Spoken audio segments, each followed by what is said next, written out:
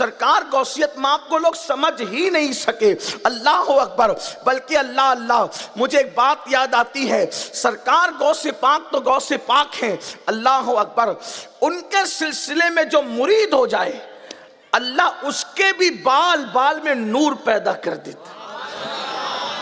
غوث پاک کے سلسلے میں، قادری سلسلے میں جو مرید ہو اس کے بال بال میں اللہ نور پیدا کرتا ہے. آئیے ذرا سننا، غور سے سننا. ایک بہت بڑا نام ہے ولایت کی کائنات میں، سرکار غوث پاک کے معاصرین میں سے تھے حضرت سیدنا عبد الرحمن تفسونجی رحمت اللہ تعالی علیہ. بہت بڑے ولی کامل گزرے ہیں اور ان کے غلغلے تھے، اللہ اکبر، بڑی ولایت کی دھوم تھی. ظاہر سی بات ہے کہ جب انسان اپنوں میں بیٹھتا ہے تو پھر اپنائیت کی بات کرتا ہے، جب انسان اپنوں میں بیٹھتا ہے تو پھر اپنے انداز سے گفتگو کرتا ہے، جب اپنوں میں بیٹھتا ہے تو کبھی کبھی دل کی بات زبان پر آئی جاتی ہے. اللہ اکبر. سیدنا شیخ عبد الرحمن تفسونجی رحمت اللہ تعالی علیہ اپنے مریدوں کے درمیان تھے، سب اپنے ہی اپنے لوگ تھے. اسی درمیان میں ایک بات زبان سے نکل گئی، اس وقت روئے زمین پر میرے جیسا ولی کوئی نہیں ہے. بات نکل گئی زبان سے، اس وقت روئے زمین پر میرے جیسا ولی کوئی نہیں ہے. حالانکہ غوث پاک ظاہری طور پر حیات تھی. اس مجمع کے اندر ایک قادری بیٹھا ہوا تھا، وہ اٹھ کر کھڑا ہوا اور اس نے اپنی چادر پھینکی اور پھینک کر کہا اگر آپ کے جیسا کوئی ولی نہیں تو آؤ مجھ سے مقابلہ کرو، میں آپ سے مقابلہ کرنا چاہتا ہوں. اب ظاہر سی بات ہے سارے مریدین محفل میں ہو اور کوئی اجنبی ہو اور وہ اٹھ کر کے کھڑے ہو اور ڈائریکٹ مقابلے کی بات کرے تو مریدوں کو برا تو لگے گا. لیکن یاد رکھنا جو اچھے لوگ ہوتے ہیں، واقعی جو پہنچے ہوئے لوگ ہوتے ہیں، تو ان لوگوں کی کیفیت یہ ہوتی ہے کہ وہ حق کہتے بھی ہیں اور حق کو قبول بھی کرتے ہیں. جب مریدین نے آنکھیں پھاڑ کر کے ان کو دیکھنا شروع کیا تو چونکہ عبد الرحمن تفسونجی واقعی اللہ کے بہت بڑے ولی تھے، جب چادر پھینکی تو ان کا بدن کھل گیا تو انہوں نے دیکھا اور کہا کہ آپ یہ کہتے ہیں کہ مجھ جیسا ولی روئے زمین پہ کوئی نہیں، حالانکہ میرا ماننا یہ کہ میرا پیر آپ سے بڑا ہے. اگر ایسی بات نہیں اور آپ کی یہ بات سچی ہے کہ آپ جیسا کوئی ولی نہیں تو آپ مجھ سے مقابلہ کریں. مریدین نے گھورنا شروع کیا تو آپ نے مریدوں سے فرمایا یہ بات مجھ سے کر رہا ہے نا، مجھے کرنے دو بات، تم خاموش رہو. اور اس کے بعد آپ نے فرمایا کہ تو بات تو کہہ رہا ہے کہ تیرا پیر مجھ سے بڑا ہے، وہ بات اپنی جگہ میں تیرے پیر کو اس وقت نہیں پہچانتا، لیکن تجھے دیکھ کر لگتا ہے کہ واقعی تیرا پیر بڑا ہے. تجھے دیکھ کر لگتا ہے کہ واقعی تیرا پیر بڑا ہے. وجہ یہ ہے کہ میں تیرے ایک ایک بال سے نور نکلتے ہوئے دیکھ رہا ہوں،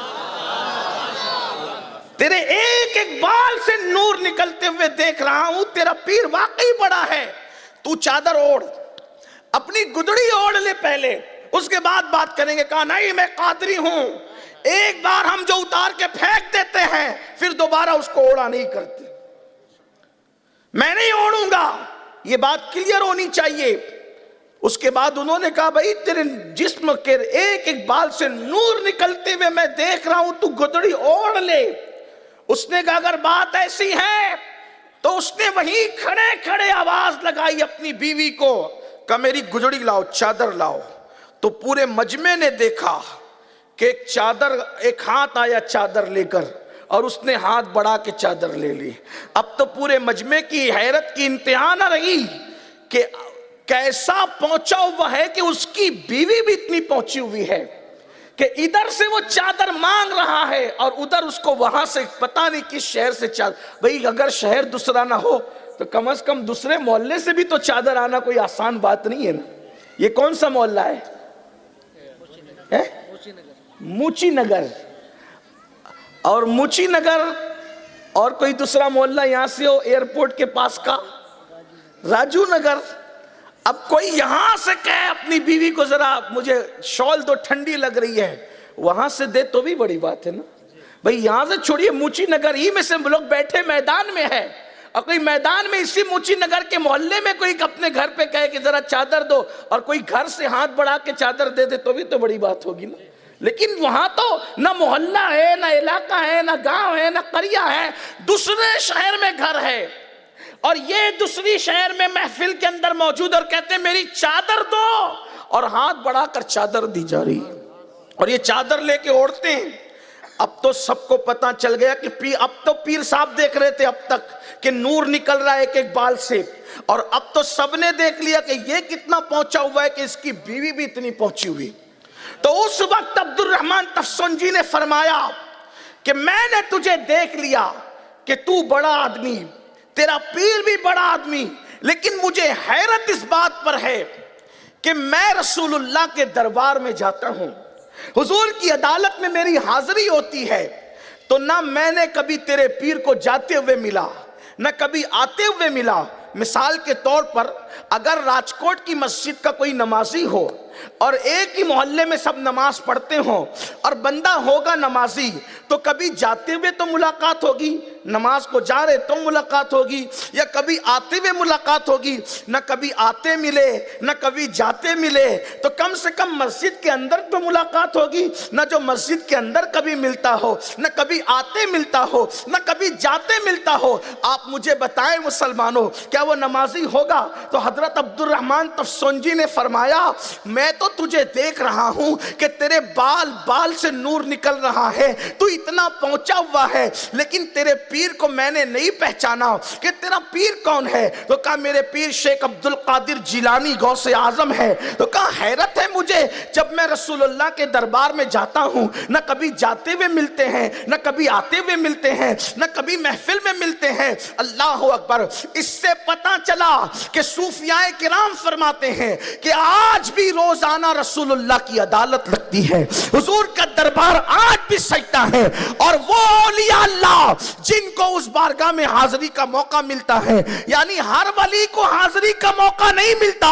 کچھ مخصوص اولیاء ہوتے ہیں جن کو اس دربار میں حاضری کا موقع روزانہ ملتا ہے. لوگ سمجھتے ہیں کہ وہ اپنے گھر میں بیٹھے ہوئے ہیں، لیکن وہ اپنی راتوں کو مصطفیٰ جان رحمت کے قدموں میں گزارا کرتے ہیں، وہ حضور علیہ السلام کے ساتھ گزارا کرتے ہیں. کتنی شان والی وہ مخلوق ہے، کتنے مقام والے وہ مخلوق ہے کہ لوگ رسول اللہ کے دربار میں ایک مرتبہ گنبد دیکھنے کو ترستے ہیں، لیکن اللہ والوں کی شان یہ ہے کہ وہ اپنی راتوں کو مصطفیٰ جان رحمت کے قدموں میں گزارا کرتے ہیں. وہ گنبد نہیں دیکھتے، وہ گنبد والے مصطفیٰ پیارے کا چہرہ تکتے ہیں، وہ ان کی محفل میں بیٹھتے ہیں، وہ ان کی محفل سے استفادہ کرتے ہیں. ظاہر سی بات ہے اپنی اور بیگانے سبھی سنتے ہیں میری تقریروں کو، اس لیے کوئی کہہ سکتا ہے دیکھو دیکھو رسول اللہ تو پردہ فرما گئے، اور پھر ان کی محفلیں یہ کیسے سجوا رہا ہے، یہ مبالغہ کرتا ہے، یہ بکتا ہے. میں کہتا ہوں سن، جب تو اپنے مدرسے کا جلسہ کرتا ہے تو علم کی فضیلت میں یہ نہیں بولتا کہ عصر کے بعد روزانہ شیطان کا تخت بچتا ہے اور شیطان کا دربار سجتا ہے اور شیطان سب سے کارکردگی لیتا ہے. میں نے کہا حد ہے، روز شیطان کی محفل کا سجانا مانتا ہے، مردود کی طاقت مان رہا ہے، محبوب کی طاقت کب مانے گا؟ جو اللہ شیطان کو اتنی طاقت دے دے کہ وہ دربار سجا لے، وہ اللہ اپنے محبوب کو کتنی طاقت دے. یہ نصیب کی بات ہے. کوئی محبوبوں کے لیے مانتا ہے، کوئی مردودوں کے لیے مانتا ہے.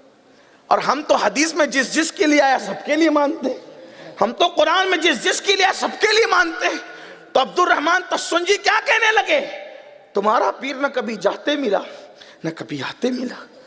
ادھر یہ بات ہو رہی تھی، ادھر غوث پاک نے اپنے دو مریدوں سے کہا تفسنج میں میرا مرید مکالمہ کر رہا ہے عبد الرحمن کے ساتھ، اور عبد الرحمن کہہ رہا ہے کہ تمہارا پیر کبھی نہ جاتے ملا نہ آتے ملا. جاؤ اس کو اس سے پہلے کہ اس کی محفل ختم ہو جائے جا کر کے بتاؤ پورا معاملہ کیا ہے.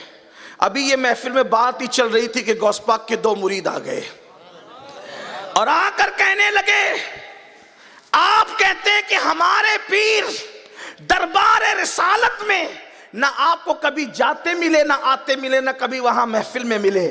ہمارے پیر کا کہنا یہ ہے فلاں دن فلاں تاریخ کو رسول اللہ کی طرف سے آپ کو خلعت ملی تھی؟ انہوں نے کہا ہاں ملی تھی۔ اس پر کنارے پہ قل اللہ لکھی ہوئی تھی؟ ہاں ملی۔ یہ تھا؟ اس کا کلر ایسا تھا؟ ہاں ایسا بھی تھا۔